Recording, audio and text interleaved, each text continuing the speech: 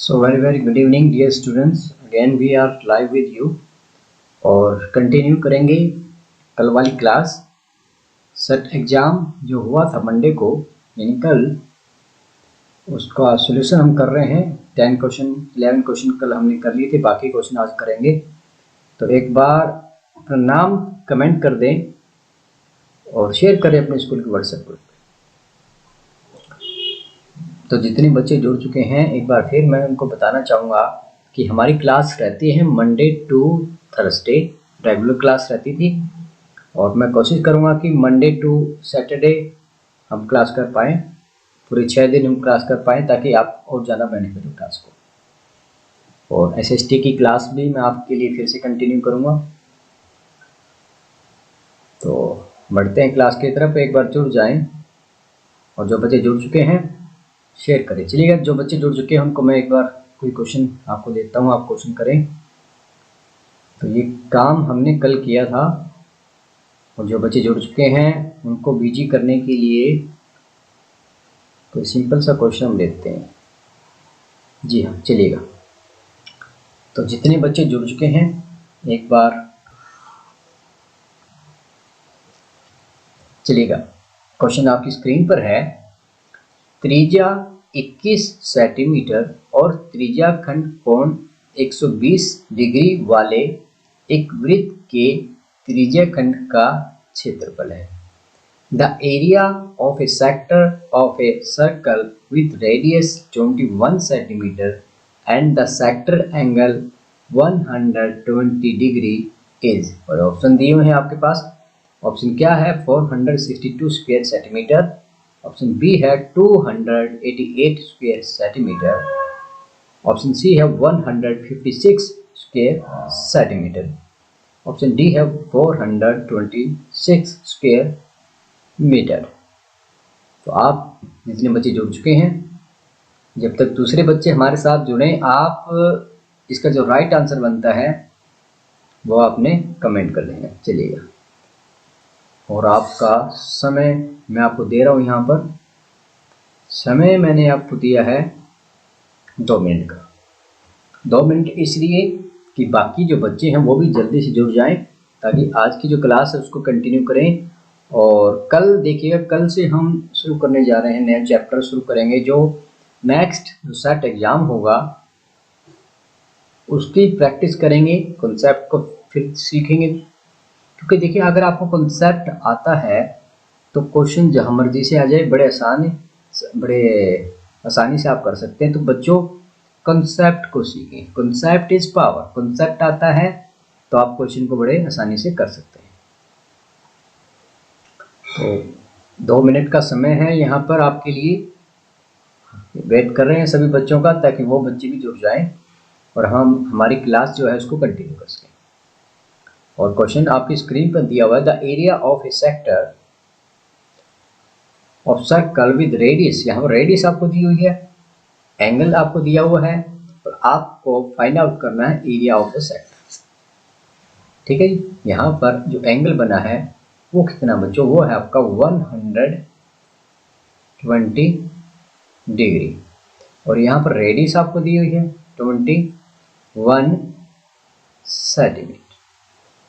Okay जी। और ये जो एरिया यहाँ पर बना है, ये वाला एरिया, इस एरिया को आपने फाइंड आउट करना है। जल्दी से जो राइट आंसर बनता है उस आंसर को आपने कमेंट कर देना है। ठीक है, 2 मिनट का समय दिया जा रहा है ताकि सभी बच्चे जुड़ जाएं और आप बिजी रहें। नोटबुक अपने साथ में रखें और कमेंट करें इसका राइट आंसर।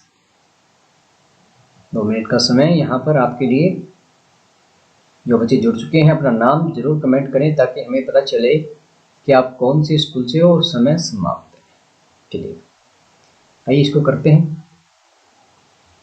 देखिएगा, सबसे पहले आप 120 डिग्री जो है, ठीक है ना, पूरा एंगल 360 होता है। यहाँ पर 120 जो है 360 का कौन सा पार्ट है? 120/360 करेंगे तो ये क्या आ जाएगा? ये आ गया आपका 130। यानी पूरे एरिया, पूरा सर्कल का जो एरिया है उसका 1/3 पार्ट कौन लेगा, 120 डिग्री लेगा, ठीक है ना। तो अब क्या है, एरिया का फार्मूला इस सेक्टर का निकालें तो वो क्या आएगा, 1/3 ऑफ पाई आर स्क्वायर। 1/3 पाई है 22/7 और आर का मान आपको दिया हुआ है 21 इंटू में 21। चलिएगा कैंसिल करते हैं, कैंसिल किया 7 पे 3 आ गया, 3 से 3 कैंसिल हो गया। तो जो एरिया जो आ रहा है आपके पास वो क्या है बच्चों, वो आ गया है 22 इंटू में 21। मल्टीप्लाई करेंगे तो क्या आ जाएगा, चलिएगा मल्टीप्लाई कर लेते हैं। मल्टीप्लाई किया आपने 22 को 21 से, 22 आ गया, 44 आ गया, 462 स्क्वायर सेंटीमीटर। तो ये जो ऑप्शन है, ए ऑप्शन यहाँ पर है। तो जिन जिन बच्चों ने एग्जाम में ए ऑप्शन कमेंट किया है, सॉरी जिन्होंने एग्जाम में ए ऑप्शन टिक किया होगा तो उनका वो आंसर बिल्कुल सही है, ठीक है। यहाँ से देखिएगा एरिया का फार्मूला तो पाई आर स्क्वायर है। एंगल जो देखिए, पूरा एंगल जो होता है 360 होता है, ठीक है। और इसका जो पार्ट जितना एंगल होगा, ठीक है ना, 120 था तो 120 का हमने देखना है कि 1/3 बनेगा, ठीक है ना। 1/3 ऑफ पाई आर स्क्वायर था, वो हमने निकाल दिया है। तो सभी बच्चों को समझ में आ गया होगा और बहुत सारे बच्चों ने ये क्वेश्चन कर भी लिया होगा क्योंकि क्वेश्चन बड़ा आसान था। चलिए क्लास की तरफ बढ़ते हैं। अब क्वेश्चन नंबर 11 तक हम कर चुके थे, बढ़ते हैं क्वेश्चन नंबर 12 की तरफ। क्वेश्चन नंबर 12 क्या कह रहा है, त्रिज्या 6.5 सेंटीमीटर के एक सर्किल के एक त्रिज्याखंड की परिधि 31 सेंटीमीटर है, त्रिज्याखंड का क्षेत्रफल क्या होगा। द पैरामीटर, देखिए यहाँ पर बात देखिए पैरामीटर की बात हो रही है, इस बात को ध्यान रखिए। Parameter of certain sector of a circle of radius 6.5 centimetre is 31 centimetre, the area of sector will be. तो ये हमने सॉल्व करना है। सबसे पहले देखिएगा, ये आपके पास क्या आ गया, ये आपके पास आ चुका है सेंटर, ठीक है। ये आपका सेंटर आ गया, ये आपने ली है रेडियस, ठीक है। ये आपने रेडियस ली है, इसकी वैल्यू दी हुई है 6.5 सेंटीमीटर, ठीक है। अब यहाँ पर हमें एंगल नहीं पता है तो इसको हमने सपोज कर लिए कुछ एंगल हो सकता है 6.5 सेंटीमीटर, ठीक है। अब यहाँ पर ये बात देखने वाली है, द पैरामीटर, पैरीमीटर यानी परिमाप ऑफ ए सर्टेन सेक्टर, यानी ये जो सेक्टर आपके पास सामने है, ये जो सेक्टर आपको दिया हुआ ये वाला, वो इस सेक्टर की बात कर रहा है। इस सेक्टर के पैरामीटर की बात की है, परिमाप की या परिधि की बात की है। तो इसका जो परिमाप बनने वाला है इस सेक्टर का वो क्या होगा। मान लीजिएगा आप ओ सेंटर है, ओ से ए तक चलोगे, ओ ए और फिर बी पर आए और फिर से ओ पर चले गए। तो ये जो मान है इसका मान हमें एक्स कंसीडर कर लिया है। अब हमारे पास क्या है अब इसका परिमाप जो बनता है, सेक्टर का परिमाप क्या बनेगा बच्चों, इस त्रिज्याखंड या सेक्टर आप जो भी कहें, त्रिज्याखंड का की परिधि कह ले या परिमाप कह ले या पैरामीटर कह ले, एक ही बात है, ठीक है। वो कहाँ से चलेगी, वो चलेगी आपके पास 6.5 प्लस में 6.5 प्लस में क्या आ जाएगा, ये सॉरी 6.5 प्लस में एक्स प्लस में ये करना था आपने, तो एक्स मैंने लास्ट में लगा दिया, ठीक है ना। यहाँ से चले 6.5 प्लस में एक्स प्लस में 6.5, तो ये कितना गिवन है आपको, ये गिवन है 31 सेंटीमीटर, ठीक है।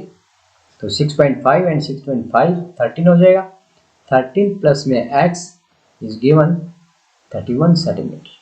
तो यहाँ से x क्या आने वाला है, x आ जाएगा 31 माइनस में 13, हाउ मच, 11 माइनस 3 8 आ जाएगा, और 2 माइनस 1 किया तो 18 आ गया, ठीक है। अब यहाँ पर हमारे पास क्या आ गया है, इस L का मान भी क्या आ गया है 18 सेंटीमीटर आ चुका है। और अब हम निकालना चाहते हैं एरिया, ठीक है ना। अब यहाँ पर एंगल भी नहीं, एंगल नहीं है तो एक जो और फार्मूला है वो क्या है आपके पास, वो फार्मूला आपके पास है, वो फार्मूला है बच्चों L इंटू में R/2।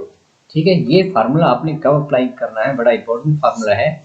ये फार्मूला आप तब अप्लाई कर सकते हो जब आपके पास ये जो L है, ये जो लंबाई है आर्क की, चाप की, इस चाप की लंबाई आपको पता हो। नंबर एक, ये जो मान है ये क्या है, 18 है, और आपको रेडियस पता हो, तब इस फार्मूला को आप अप्लाई करते हो, बल्कि एंगल भी आपके पास ना हो। तो यहाँ से जो एरिया आया वो क्या है बच्चों, एल। एल का मान हमने निकाला 18 और आर है 6.5, डिवाइड कर दिया 2 से इसको कैंसिल किया तो यहाँ पर 9 आ गया है। चलेगा, 9 की मल्टीप्लाई की 6.5 की 9 से मल्टीप्लाई की तो क्या आएगा, 45, 4 आ गया, 58 आ गया, 58.5। तो एरिया क्या आ जाएगा यहाँ पर, 58.5 सेंटीमीटर स्क्वायर। तो ये आंसर आ चुका है और ऑप्शन क्या है, option A is the right answer. ठीक है, तो जिन जिन बच्चों ने ऑप्शन ए कमेंट किया होगा राइट है उनका आंसर एग्जाम में तो चलेगा। जिन जिन बच्चों को समझ में आया है एक बार कमेंट करके बताएं कि यस सर, ये जो फार्मूला आपने बताया है कि जब हमें एंगल नहीं पता है तो एरिया का ये जो फार्मूला है इसको हम याद रख सकते हैं, इसको आप नोट कर लें और स्क्रीनशॉट ले लें। स्क्रीनशॉट लेकर अपनी नोटबुक में जरूर नोट करें, area is equal to L into में R/2, इसको आपने याद रखना है। चलिएगा बढ़ते हैं नेक्स्ट क्वेश्चन की तरफ। तो ये क्वेश्चन हम कर चुके हैं, चलिएगा बढ़ते हैं 14 क्वेश्चन की तरफ। वृत्त का वह क्षेत्रफल जो 12 सेंटीमीटर त्रिज्या वाले वृत्त में अंतर्गत हो सकता है का क्षेत्रफल। The area of square that can be inscribed in a circle of radius 12 centimeter। अब यहाँ पर क्या है, आपने इस एरिया निकालना है इसका भाई इस स्क्वायर का आपने एरिया फाइंड आउट करना है। ठीक है जी, ये क्वेश्चन आपसे पूछा जा रहा है, find the area of square. जबकि गिवन क्या है, गिवन है जो रेडियस है सर्कल की रेडियस। अब सर्कल की जो रेडियस है वो क्या होगी बच्चों, वो देखिएगा रेडियस 12 है।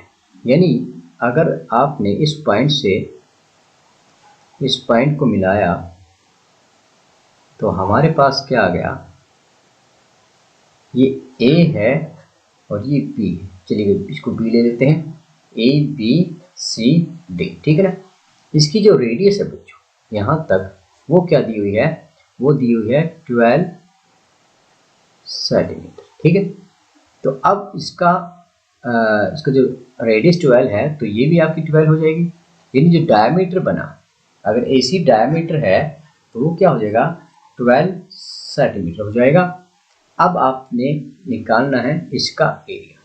ठीक है, तो इसके करने के तरीके क्या क्या हो सकते हैं, इसके करने के तरीके ये हो सकते हैं कि आप इसकी साइड निकाल लो।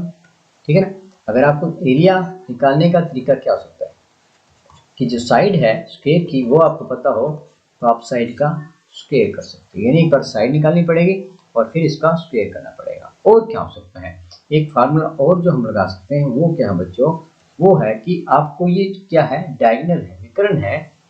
ठीक है ना, AC क्या है, AC जो है वही तो आपका BD क्या बनेगा, BD भी तो वही आएगा, AC is equal to BD। दोनों के दोनों क्या है, विकर्ण है, या आप कह सकते हो डायगोनल है।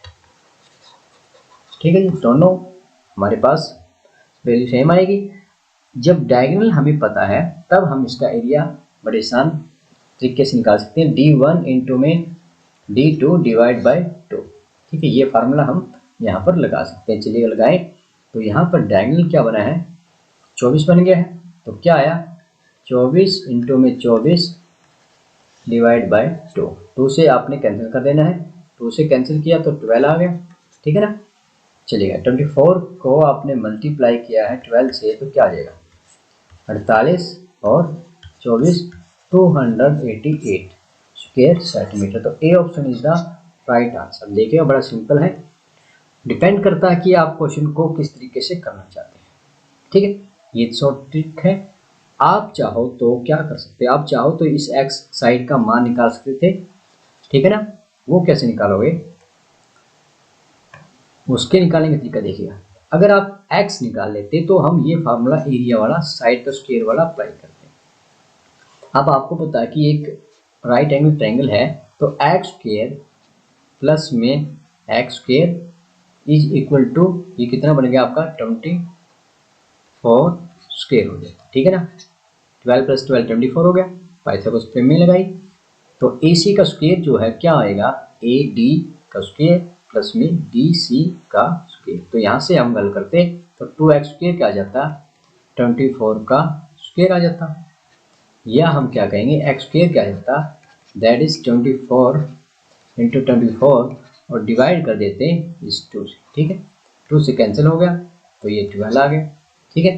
तो यहाँ से क्या आया 12 इंटू में 2, ये क्या आ गया है एक्स स्क्वायर का मान आ चुका है। तो यहाँ से हम क्या करेंगे बच्चों, यहाँ से हम करेंगे एक्स स्क्वायर क्या आ जाएगा, एक्स स्क्वायर आपके पास आ जाएगा, सॉरी एक्स स्क्वायर यहाँ पर आपके पास आ चुका है 12 इंटू में 2। तो एक्स क्या आ जाएगा, एक्स आ जाएगा स्क्वायर रूट ऑफ 12 इंटू में 2। तो ये 144 का 12 आ जाएगा अंडर 2। तो ये आपके पास क्या आ गया, ये मान आपके पास आ चुका है एक्स का, यानी वन साइड आपके पास आ चुकी है 12 अंडर 2। अब यहाँ से एरिया अगर हम निकालते तो क्या आता, साइड इंटू में साइड, 12 अंडर 2 इंटू में 12 अंडर 2 हल करते तो क्या होता है 12 इंटू 12 144 अंडर 2 इंटू में अंडर 2 किया तो 2 आ गया 288, ठीक है, स्क्वायर सेंटीमीटर। तो ये आपने देखना है कि कौन सा मेथड आपको आसान लग रहा है, आप उसी तरीके से इसको कर सकते हो, ठीक है जी। तो ये आपके पास दोनों क्वेश्चन हो चुके हैं दो तरीके से। ये जो डायगोनल वाला है बड़ा आसान है, आप इसी को अप्लाई करें, टाइम भी बचे। चलिए बढ़ते हैं नेक्स्ट क्वेश्चन की तरफ। अब ये क्वेश्चन देखिएगा, एक लाइट हाउस केंद्रीय कोण 120 डिग्री और त्रिज्या 21 मीटर के साथ प्रकाश फेंक कर एक त्रिज्या खंड बनाता है। इसके द्वारा बनाए गए त्रिज्या खंड का क्षेत्रफल है। अब क्या है, फिर से इस क्वेश्चन को हम पहले कर चुके हैं, बस यहाँ पर थोड़ा सा क्या चेंज आ गया है, यहाँ पर स्टेटमेंट चेंज हो गई। अब ये जो कोण है ये कितना दिया हुआ बच्चों, ये दिया हुआ आपको 120 डिग्री दिया हुआ है, और त्रिज्या क्या है, त्रिज्या है 21 सेंटीमीटर, ठीक है। तो इसके द्वारा बनाए गए त्रिज्या खंड का क्षेत्रफल, ये जो क्षेत्रफल बन रहा है यहाँ पर, इस क्षेत्रफल का मान आपने निकालना है, ठीक है। ये मान आपने निकालना है, ठीक। तो बड़ा सिंपल है, आप कर सकते हो, मैं डायरेक्ट करना चाहूँगा और आप कर सकते हो। थी ए यानी 120/360 इंटू में पाई आर इज 21 स्क्वायर इन 21 इन 21, या पाई को आपने हटाया तो क्या कहेंगे, ये कैंसिल हो गया, 1/3 इंटू में 22/7, 21 इंटू में 21, 7 3 या 21, तो 21 से 21 कैंसिल हो जाएगा, तो क्या बच गया 22 इंटू में 21, तो क्या बन जाएगा बच्चों 462 बनेगा, ठीक है ना, ये बन जाएगा क्योंकि इसको हम पहले कर चुके हैं। ये क्वेश्चन 13 क्वेश्चन आप देखें एक बार, देखिए ये सेम क्वेश्चन यहाँ पर था, वही रेडियस है वही एंगल है, बस यहाँ पर डायरेक्ट एरिया पूछा था और यहाँ पर थोड़ा सा आपको घुमा दिया है लाइट हाउस का नाम लेकर। सेम क्वेश्चन था, सेम कैलकुलेशन थी, तो आंसर भी सेम आएगा। तो बढ़ते हैं नेक्स्ट क्वेश्चन की तरफ।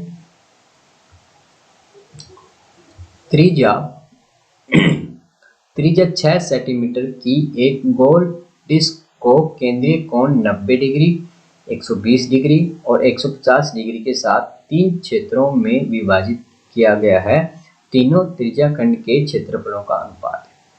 A circular disc of radius 6 centimeter is divided into 3 sectors with center angle 90 degree, 120 and 150 the ratio of the areas of 3 sectors।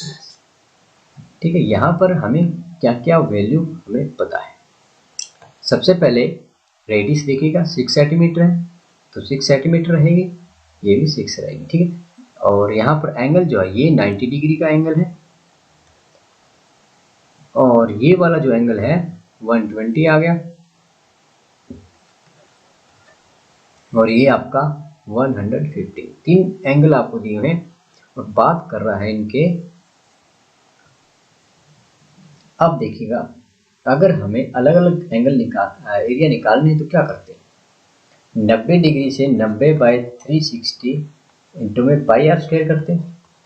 दूसरे का निकालते हैं तो 120 इंटू में 360 पाई आर स्क्वायर करते हैं। और थर्ड वन क्या है 150 360 इंटू में पाई आर स्क्वायर। ठीक है, तीनों के अलग अलग हमने एरियाज निकाल लिए हैं। अब यहाँ पर कॉमन बात क्या है देखिएगा, क्योंकि रेडियस हम जो एरिया निकाल रहे हैं एक ही सर्कल का निकाल रहे हैं तो यहाँ पर रेडियस सेम रहने वाली है, पाई भी सेम रहेगा।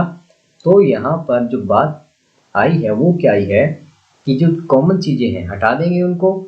360 हट गया है, पाई आर स्क्वायर हट गया, तो जो बचा हमारे पास क्या बच गया 90/120 रेशो 150।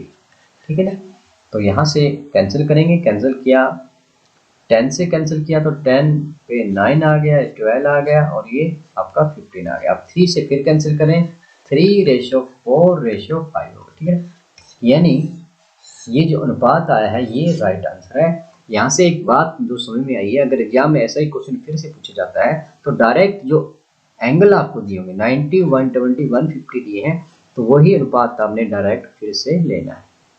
चलिएगा एक आपसे मैं पूछ ही लेता हूँ, आपने अनुपात बताना है एरिया ऑफ ट्रायंगल का, जबकि कोण आपको दिए हैं 40 60 एंड 90। ये 3 कोण आपको दिए हुए हैं और आपने बताना है कि रेशियो जो होगा, रेशियो ऑफ एरियाज क्या होगा। जल्दी से कमेंट करें, 1 मिनट का समय मैं आपको यहाँ पर देना चाहूँगा।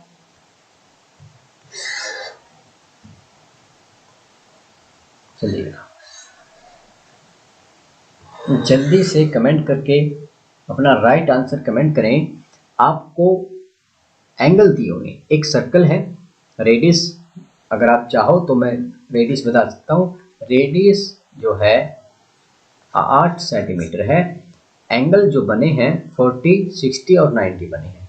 अब आपने बताना है कि जो अनुपात होगा वो क्या होगा। जल्दी से कमेंट करें, जल्दी से कमेंट करके बताएं कि 40 60 90 एंगल वाले क्या एरियाज बनाएंगे, एरियाज का अनुपात क्या होगा। जल्दी से कमेंट करें।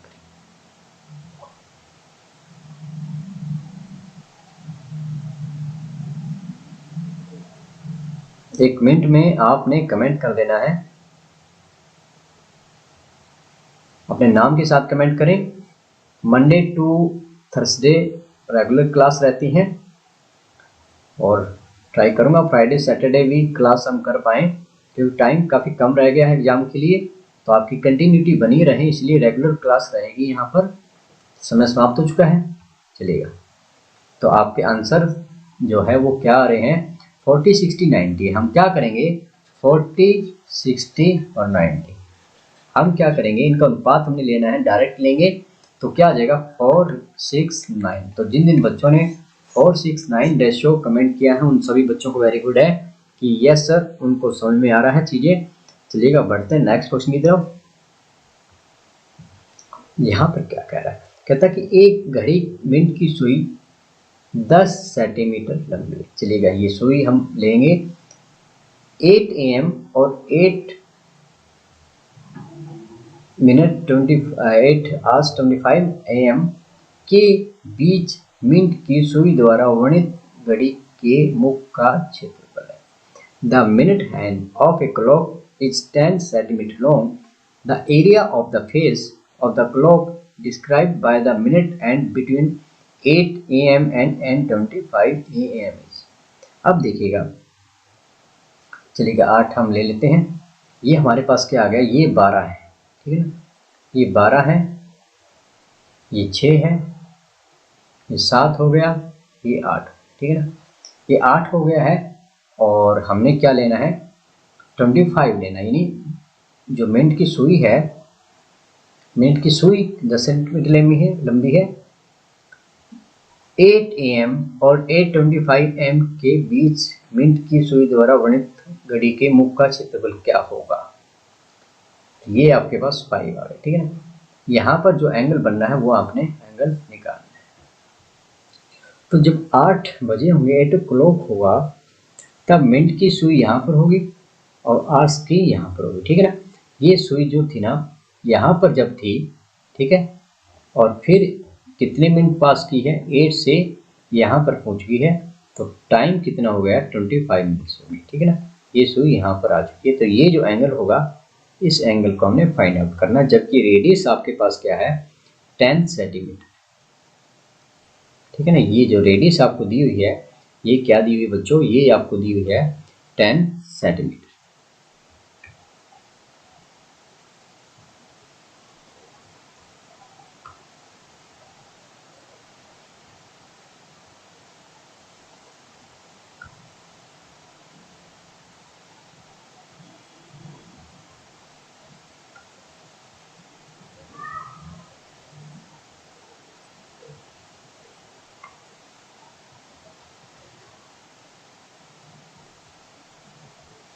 ठीक है, अब हम निकालने जा रहे हैं एंगल। अब आपको पता है बच्चों कि जो मिनट वाली सुई है, अगर पूरा राउंड लगा देती तो कितनी डिग्री का कोण बनता, वो बनता आपका 360 का, यानी 60 मिनट। अगर 60 मिनट होती तो हम कहते कि जो एंगल है वो एंगल कितना होता, 360 डिग्री का। और इसका मतलब 1 मिनट में कितना एंगल बनाएगी, that will be 360 divide by 60 is equal to 6 degree. यानी 1 मिनट में, आपने ये याद रखना है कि 1 मिनट द्वारा बना कोण होता है 6 डिग्री का। अब यहाँ पर जो मिनट, कितनी मिनट ली है, 8 से 8:25 हुआ है, तो यहाँ पर जो मिनट की सुई है वो एंगल कितना बना पाएगी, 25 मिनट में हम देखेंगे। 25 मिनट में जो एंगल बना है वो क्या आ जाएगा, वो आ जाएगा 6 इंटू में 25, दैट इज 150 डिग्री, ठीक है ना। 150 डिग्री का कोण हमें पता चल गया है कि जो एंगल है that is equal to 150 degree. अब जो एरिया बनेगा, ये जो एरिया है, ये एरिया हमने फाइंड आउट करना है। इस एरिया का जो फार्मूला है हमें पता है कि वो क्या होता है, थीटा बाय 360 इंटू में पाई आर स्क्वायर। तो थीटा यहाँ पर हम निकाल चुके हैं, दैट इज 150 बाय 360 इंटू में पाई आर स्क्वायर। पाई का मान यहाँ पर अगर आप 3.14 लो इंटू में आर इज 10 इंटू में 10 हो जाएगा, ठीक है ना। चलिएगा कैंसिल करते हैं, पॉइंट आपने हटाया तो यहाँ पर आपने 100 लगा दिया, 110 इंटू 10 उड़ जाएगा, तो यहाँ से 0 से 0 कैंसिल हो गया, 3 से 5 और 3 से 12, तो यहाँ पर जो हल होकर एरिया क्या आ रहा है, 5 इंटू में 314 डिवाइड बाय 12, ठीक है। और यहाँ पर एक 4 और 4 8, 2 से कैंसिल करते हैं, ठीक है ना। 2 से कैंसिल किया तो क्या आएगा, 6 आ जाएगा। 2 से कैंसिल किया तो यहाँ पर क्या आने वाला है, 15, 157 आ जाएगा भी, ठीक है। ठीक है जी, चलिएगा अब कैंसिल हो नहीं रहा है तो हम क्या करेंगे, आपने बच्चों मल्टीप्लाई करनी है 5 की 157 से और डिवाइड कर देना 6 से। जल्दी से कैलकुलेशन करके कमेंट करें कि क्या आंसर हो सकता है। जल्दी से कमेंट करें, जल्दी से कमेंट करके बताओ बच्चों कि क्या आंसर हो सकता है जब 5 को 157 से मल्टीप्लाई करनी है, 6 से डिवाइड करना है। जल्दी से कमेंट करें।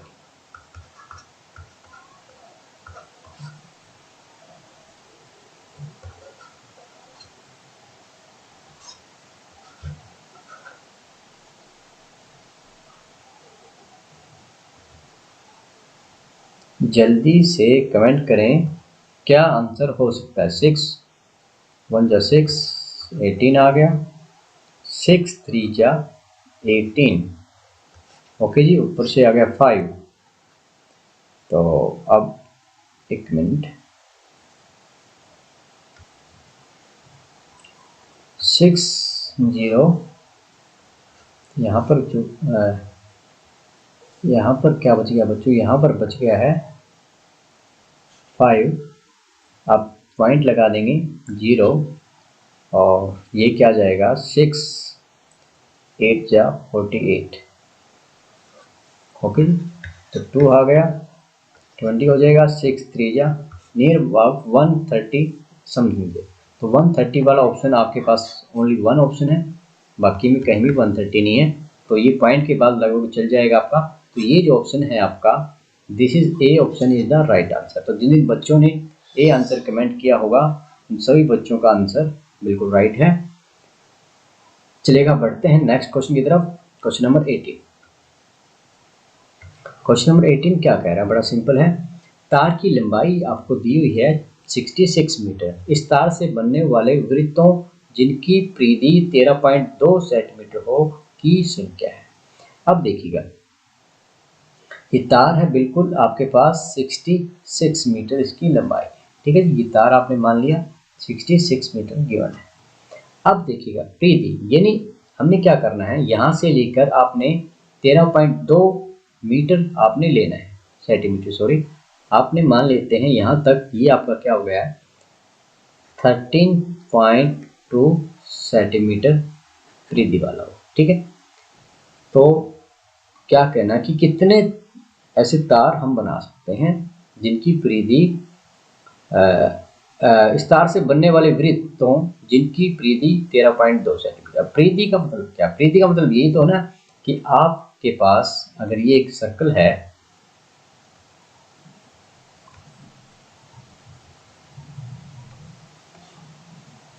अब ये एक सर्कल आपके पास आ चुका है, तो यहाँ से लेकर यहाँ तक जो परिधि आपने ली है, परिधि का मान क्या है 13.2 है।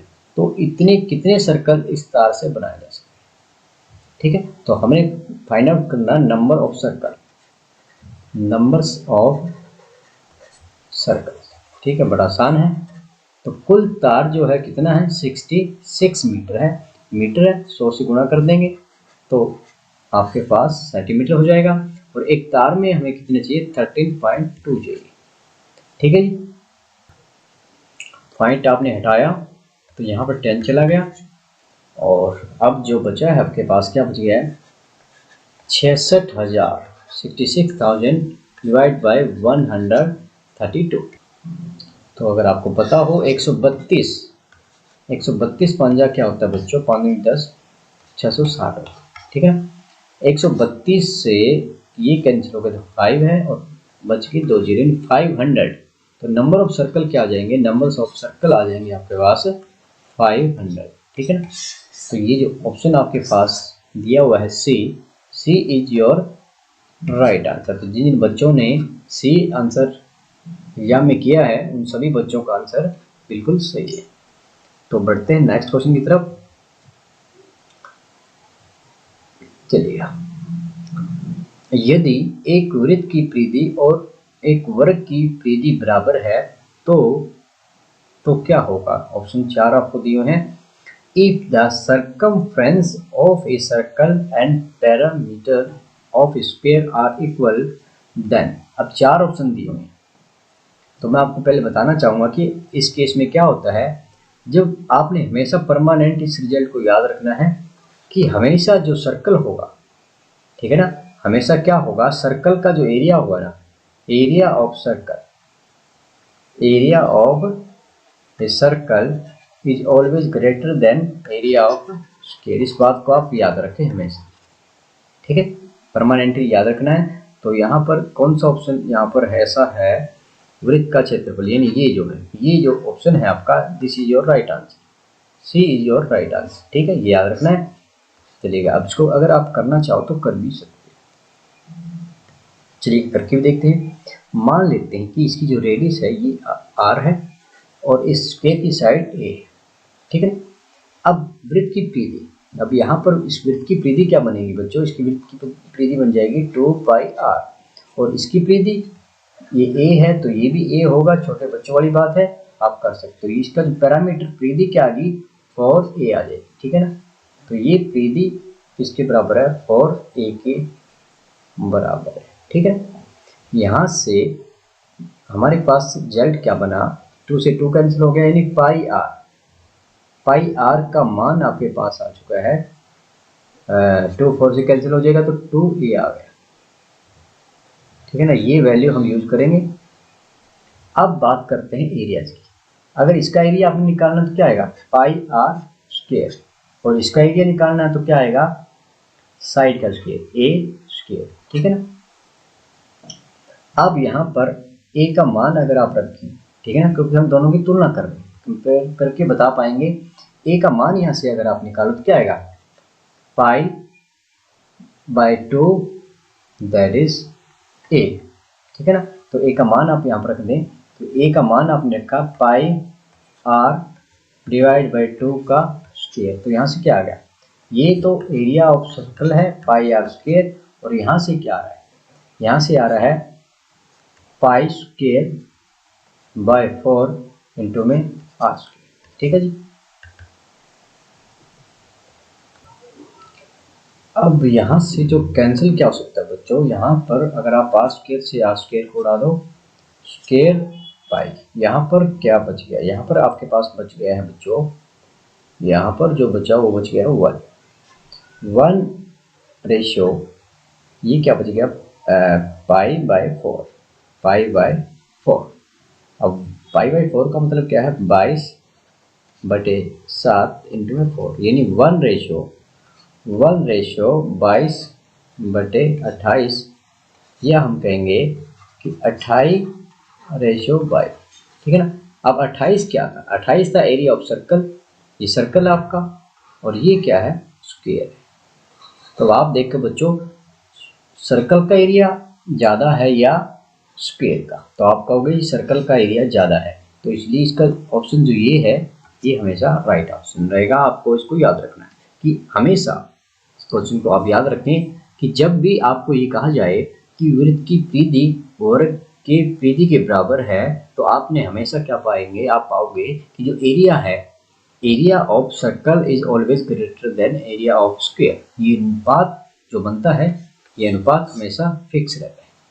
28/22 में एक अंक का क्वेश्चन ये भी पूछा जा सकता है कि इनका अनुपात क्या होगा, ठीक है। ये ऑप्शन भी आपने याद रखना है, और जो ये रिजल्ट जो बना ये भी याद रखना है।